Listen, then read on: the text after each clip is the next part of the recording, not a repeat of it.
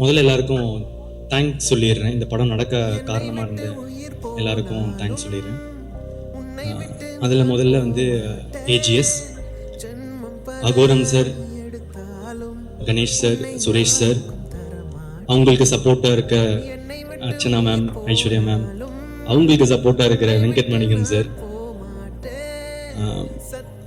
AGS ஓட எனக்கு இருக்கிற ரிலேஷன்ஷிப் வந்து இப்போ ப்ரொஃபஷனல் தாண்டி ஒரு மாதிரி பர்சனல் ஆயிடுச்சு.